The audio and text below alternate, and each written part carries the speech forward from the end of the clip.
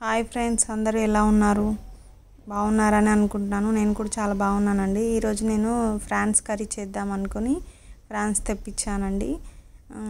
ఈ మధ్యన చికెన్ అనేది చాలా తగ్గించాము, సో అందుకని ఫ్రాన్స్ తినాలనిపించి తెప్పించానండి. ముందుగా ఈ ఫ్రాన్స్ మనం ఏం చేయాలంటే బాగా వాష్ చేసేసుకోవాలండి.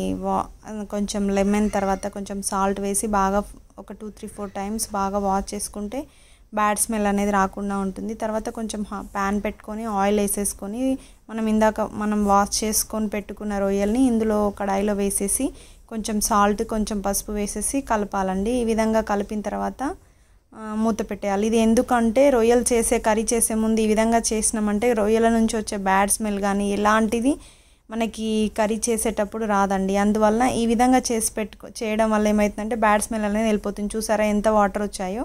ఈ విధంగా వాటర్ అలాగే ఒక 10 మినిట్స్ మనము ఉడికించేస్తే ఈ విధంగా వాటర్ అనేది వస్తుంది. ఈ వాటర్ని మనం ఏం చేయాలంటే సపరేట్ చేసేసేయాలి. అప్పుడు రొయ్యలు అనేవి చూసారా ఎంత చిన్నగా అయినాయి? స్టార్టింగ్లో చాలా పెద్దగా అనిపించాయి. ఈ ముక్క గట్టి పడుతుంది. అది ఫ్రాన్స్ అనేవి ఏమవుతుందంటే గట్టిగా అవుతున్నాయండి. ఇలా పట్టుకుంటే మనకు తెలిసిపోతుంది. అప్పుడు వాటిని సపరేట్ చేసేసేయాలి. తర్వాత ఇంకొక కడాయి పెట్టేసుకొని ఆయిల్ వేసేసుకొని సహజీరా 2 దాల్చిన చెక్కలు తర్వాత యాలకులు దంచి వేసుకోవాలండి. తర్వాత ఈ ఫ్రాన్స్కి ఎప్పుడైనా ఆనియన్స్ అనేవి ఎక్కువగా పడతాయండి. ఎందుకంటే మంచి ఫ్లేవర్గా ఉంటుందండి ఆనియన్స్ ఎక్కువగా వేస్తే. అందుకని నేను ఒక 4 ఆనియన్స్ తీసుకున్నానండి.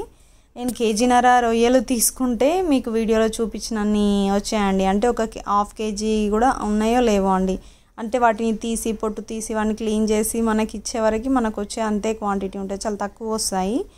తర్వాత ఇప్పుడు ఆనియన్స్ ఎక్కువగా ఉన్నాయి కదా, వేగడానికి టైం పడుతుందని నేను కొంచెం సాల్ట్ వేసుకున్నాను, కొంచెం కొత్తిమీర వేసుకున్నాను. వేసుకున్న తర్వాత వీటిని ఒకసారి బాగా మిక్స్ చేసుకొని 5 మినిట్స్ అలా వదిలేసేయాలి. తర్వాత ఒక టేబుల్ స్పూన్ అల్లం వేసేసుకొని మళ్ళీ ఒకసారి మిక్స్ చేసుకోవాలండి.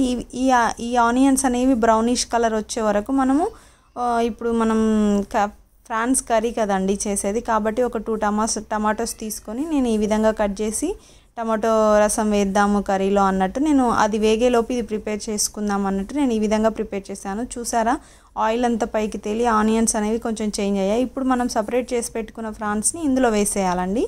వేసేసి ఈ విధంగా ఒకసారి కలుపుకొని మూత పెట్టేసేయాలి. ఒక 5-10 మినిట్స్ అలా వదిలేసేస్తే అవి ఆనియన్స్ తర్వాత ఫ్రాన్స్ అనేవి కొంచెం మంచి ఫ్రై లాగా అయిపోతుంది.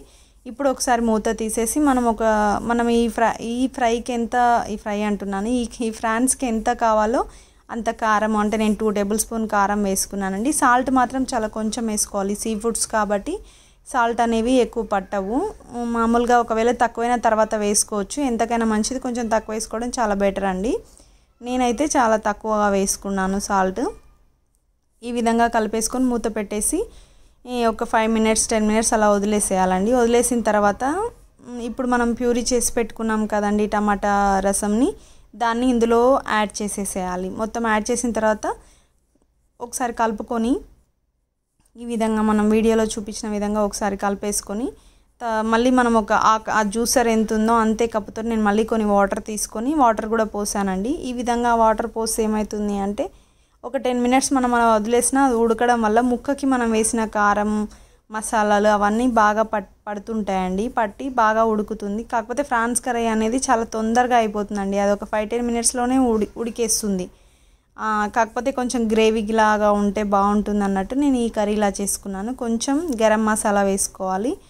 తర్వాత లాస్ట్కు ఫైనల్గా ధనియాల పొడి తర్వాత కొత్తిమీర వేసి సర్వ్ చేసుకుంటే మనకు కావాల్సిన రొయ్యల ఫ్రై రెడీ అయింది. మీకు ఈ వీడియో నచ్చింది అనుకున్నాను. నచ్చితే లైక్ చేయండి.